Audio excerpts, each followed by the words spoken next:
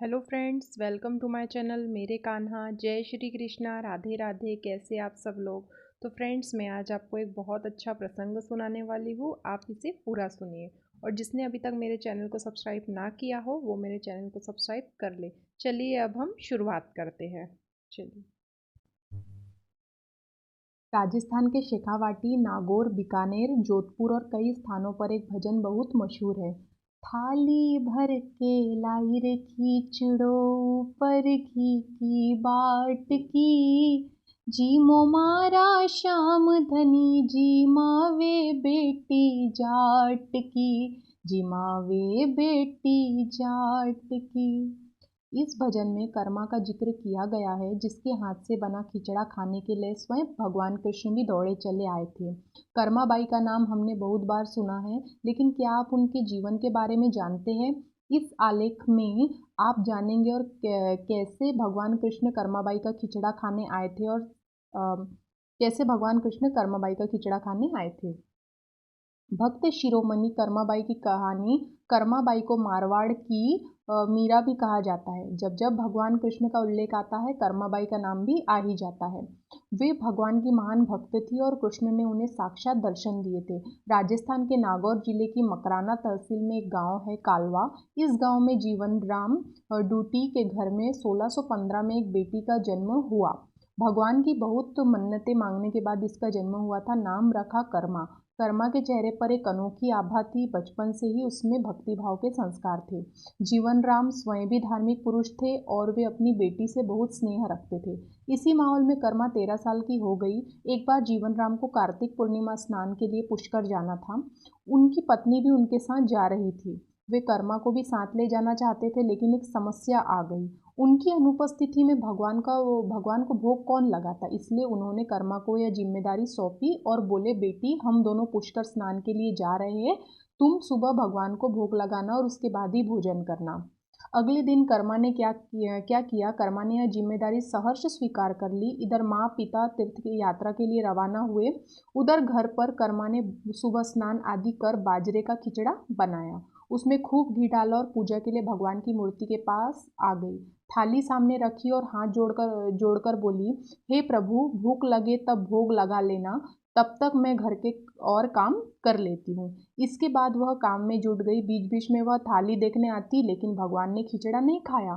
थाली वैसी ही रखी हुई थी जैसी कर्मा कुछ देर पहले छोड़कर गई थी। काफी देर होने के बाद भी जब भगवान ने भोग नहीं लगाया तो उसे चिंता हुई, क्या खिचड़े में घी की कमी रह गई है या थोड़ा और मीठा होना चाहिए था।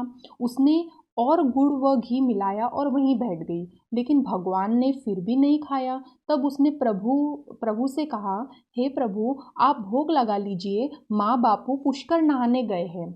आपको जिमाने की जिम्मेदारी मुझे दी गई है, इसलिए आपके भोग लगाने के बाद ही मैं खाना खाऊंगी। लेकिन भगवान फिर भी नहीं आए। फिर कर्मा उनसे शिकायत करने लगी। कर्मा की शिकायत पर वो बोले, माँ कर्मा की शिकायत वह बोली, माँ बापू जब जिमाते हैं तो भोग लगा लेते हो और आज इतनी देर देर कर दी। खुद भी भूखे बैठे हो और मुझे भी भूखे रखोगे। लेकिन भगवान फिर भी नहीं आए और कर्मा का खिचड़ा वहीं रखा हुआ था।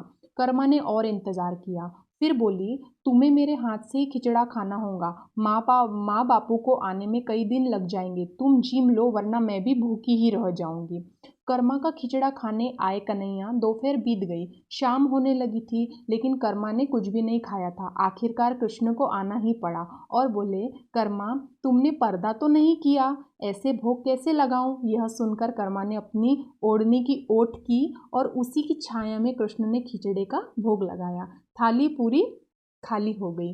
कर्मा बोली, भगवान, इतनी सी बात थी तो पहले ही बता देते, खुद भी भूखे रहे और मुझे भी भूखा रखा। इसके बाद कर्मा ने खिचड़ा खाया। अब तो रोज कर्मा खिचड़ा बनाती और कृष्ण उसका भोग लगाने आते। जब तक कर्मा के माता पिता तीर्थ यात्रा पर रहे, रोज यह सिलसिला चलता रहा। कुछ दिन बाद दोनों पुष्कर से घर लौटे। देखा, जाते समय तो मटका पूरा गुड़ से भरा था, अब खाली कैसे। उन्होंने कर्मा को बुलाया और पूछा, बेटी, गुड़ कहाँ है। कर्मा ने बताया कि रोज भगवान कृष्ण उसके पास आते और खिचड़े का भोग लगाते। कहीं मिठास कम न हो जाए, इसलिए खिचड़े में गुड़ कुछ ज़्यादा डाल दिया। उसने पहले दिन हुई परेशानी के बारे में भी बता दिया। यह सुनकर माता पिता चकित रह गए। जिस ईश्वर के लिए वे तीर्थ यात्रा करने गए थे, जिसे लोग न जाने कहाँ कहाँ ढूंढ रहे हैं, उसे उनकी बेटी ने अपने हाथ से खिचड़ा जिमाया। यह कैसे संभव है? उन्हें चिंता भी हुई कि बेटी बावली तो नहीं हो गई है। उन्होंने मन को दिलासा देने के लिए कहा, शायद कर्मा ही पूरा गुड़ खा गई होंगी। इस पर कर्मा ने कहा, अगर आपको यकीन नहीं है तो कल देख लीजिए, मैं खुद भगवान को भोग लगाऊंगी। दूसरे दिन कर्मा ने खिचड़ा बनाया, गुड़ और घी डालकर थाली मंदिर में रख दी। ओढ़नी से पर्दा की और प्रार्थना की, हे ईश्वर, मेरे सत्य की रक्षा करना, अब आपके हाथ में ही है। भक्त की पुकार सुनकर भगवान का सिंहासन डोल गया और कृष्ण खिचड़ा खाने आ गए। जीवन राम और उनकी पत्नी यह दृश्य देखकर विस्मित थे। उसी दिन से कर्माबाई जगत में विख्यात हो गई। जीवन के अंतिम दिनों में कर्माबाई भगवान जगन्नाथ की नगरी चली गई और वहीं रहने लगी। वहाँ रोज भगवान को खिचड़े का भोग लगाती और भगवान उनके हाथ से खिचड़ा खाने आते। आज भी भगवान जगन्नाथ को खिचड़े का ही भोग लगाया जाता है। बोलो कर्माबाई की जय।